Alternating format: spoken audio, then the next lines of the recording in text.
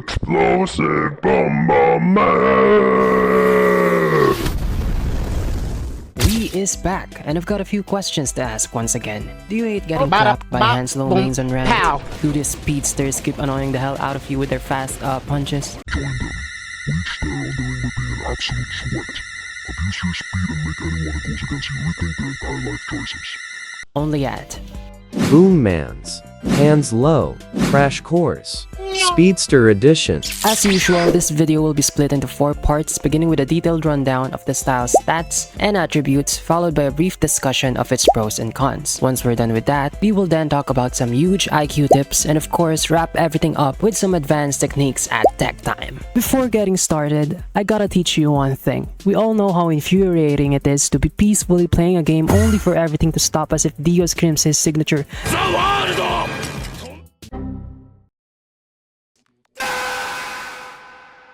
We also can't learn anything from Professor Boom's class if our connection ain't crystal clear. That's why I want to introduce you to GearUP, a reliable tool that will swat that spiking ping back in its rightful place. Trash!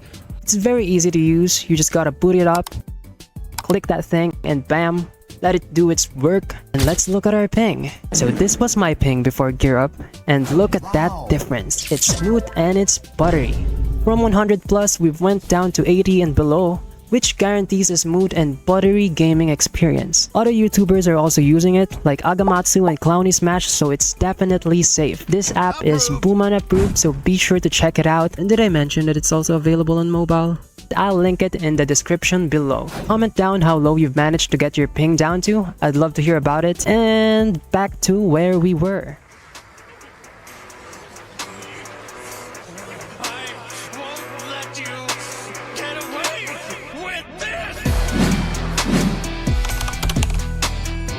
Hands Low, despite its innate strength when it comes to speed, kind of falls short when it comes to raw damage, which is why it is crucial for everyone who's trying to be a speedy sweat like me to fully understand this style through and through.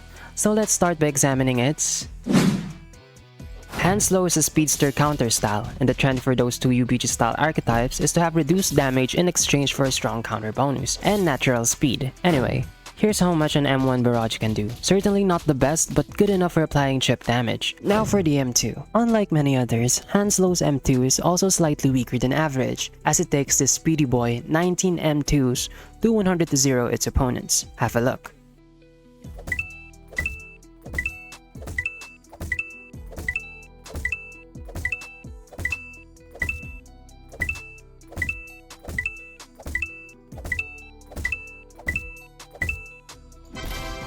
Now counters. Since this is a counter style, it is important that we are aware of its counter damage as well. A single Hands Low M1 counter does this much,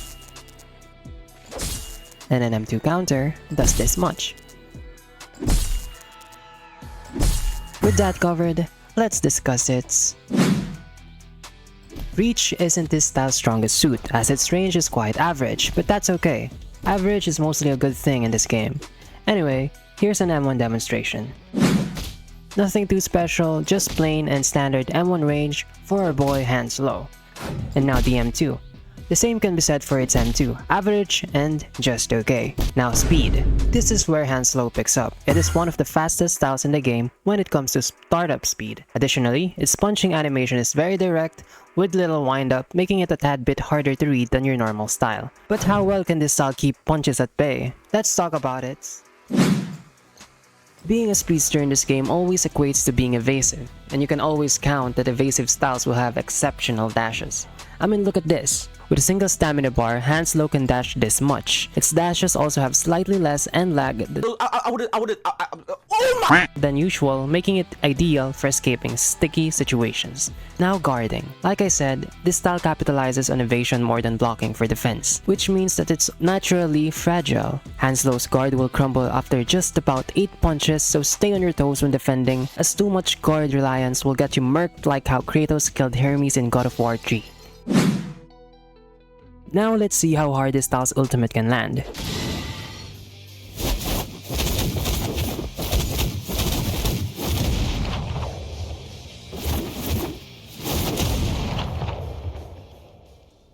Hanslow ult dealt about 45% of the opponent's HP, which is 4% lower than the average 49%. To make up for it though, it comes with a blind effect, making landing a follow-up blow to solidify the damage you dealt much easier. Not gonna lie though, I would much rather prefer to have a standard ult than this, but hey, it's more lore accurate so I'm not complaining too much. Now, with all of the stats covered, let's move on to the next chapter.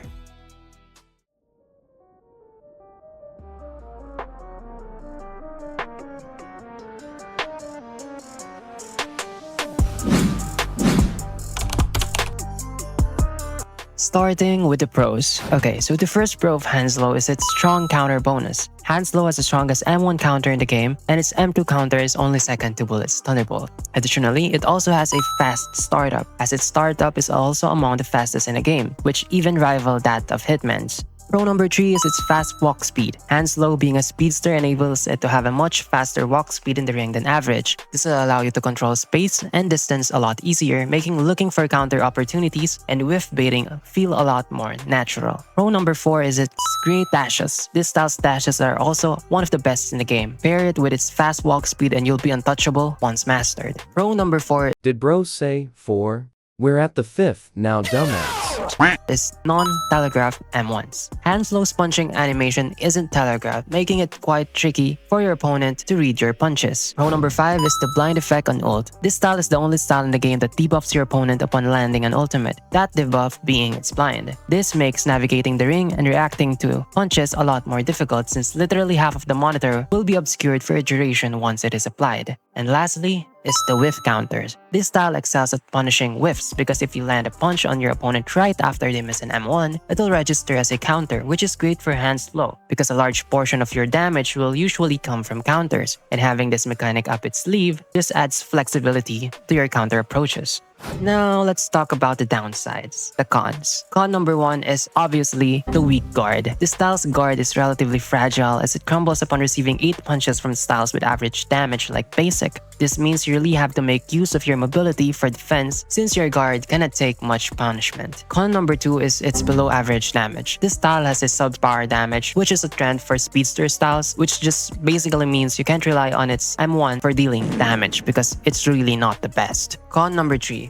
Below average ult damage. What's a real bummer for Hanslow is despite its ult being able to apply blind, its damage is subpar with it only being able to deal 45% of your opponent's HP. Personally, I would rather much have an average 49% ult since it's really not ideal to gamble throwing an ultimate when your opponent's above 50% since they can pretty much recover most of it if they really know what they're doing.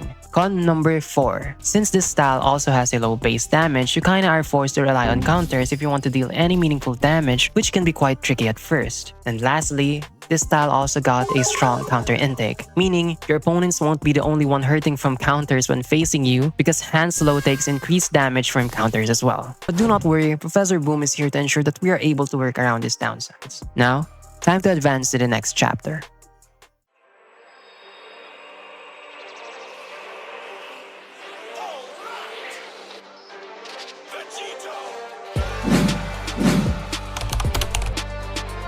Okay, it's big brain time. Tip number 1. Use the first round to observe your opponent. Since you are a counterpuncher / outboxer, you need to have a pin on your opponent's habits to fully take advantage of your strong counters and outboxing capabilities. For this, use the first round as a study round, where you would pay attention to everything that your opponent is doing. And I mean pay attention.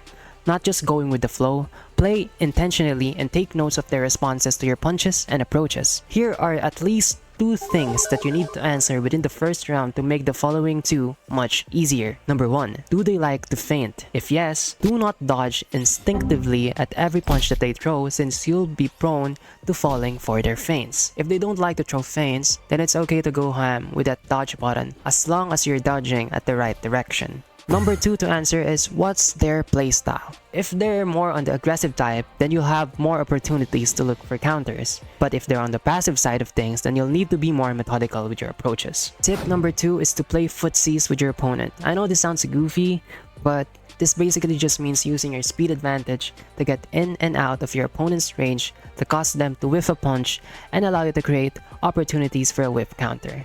Let me show you. AI Boom taking over here. Since Human Boom, with his weak on memory, forgot to record this bit. Anyway, let's break down this footsie. My opponent here got careless with their stamina, so we do a combo, and right after that we move away immediately, only to go back in range as they attempt to chase with the punch without knowing we're out of range. And they get caught with a counter. And that's basically what playing footsies mean. Now back to organic boom.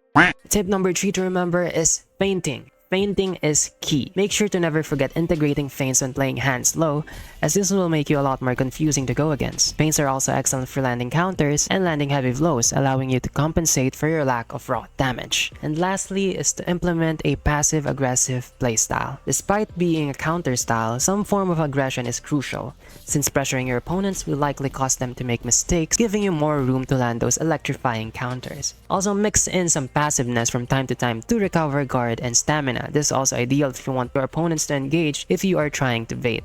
Remember, mix both but don't lean onto one playstyle too much. Too much aggression will get you caught, but too much passivity will just cause you to stagnate the round and not deal any damage.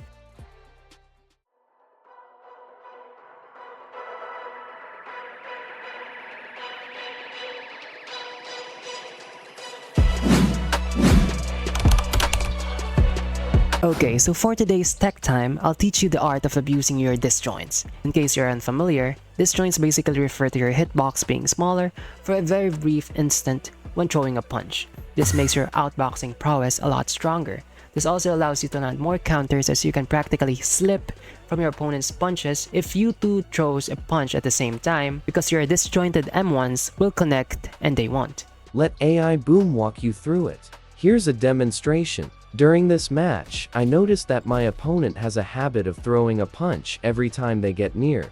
And there it is. Knowing we are barely within reach, we throw a punch which shrunk our hitbox just enough to not get hit, but still connect our punch. Now, Flesh Boom has a few reminders. Take note that this will only work if you're standing at a very specific distance that's near enough for your punch to connect, but far enough that your slightly smaller hitbox basically evades the incoming punch by a hair.